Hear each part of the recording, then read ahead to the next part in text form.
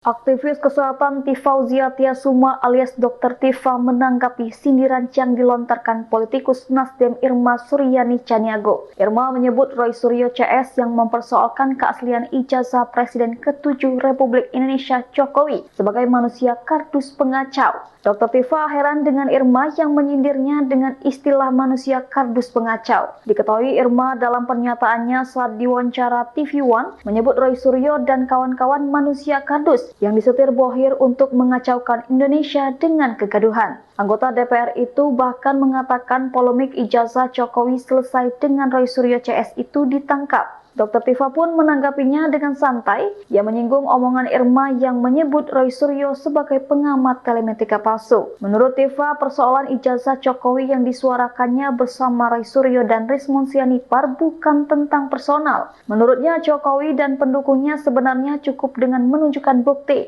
Namun menurutnya, jika upayanya malah dibalas dengan serangan personal hingga menyebar fitnah serta ancaman justru akan perkuat kecurigaan publik. Diakuinya dengan pernyataan Irma yang marah malah akan membuat rakyat terus mempertanyakan ijazah Jokowi. Pun Dr. Tifa mengingatkan Irma bahwa meminta transparansi pejabat publik bukan bentuk kejahatan. Dia menanggapi omongan Irma soal ijazah Jokowi yang sudah diverifikasi oleh Universitas Gadjah Mada dan Puslev Polri. Sebelumnya dalam acara Apa Kabar Indonesia Malam TV One, Irma Suryani menyebut Roy Suryo CS sebagai manusia kardus. Bagi dia, Roy Suryo CS tidak cerdas karena berpolemik soal ijazah Jokowi. Kata Irma, institusi UGM juga sudah menyampaikan keterangan bahwa ijazah Jokowi asli. Begitu juga ijazah Jokowi ini sudah dibawa ke Puslev Polri dan dinyatakan asli.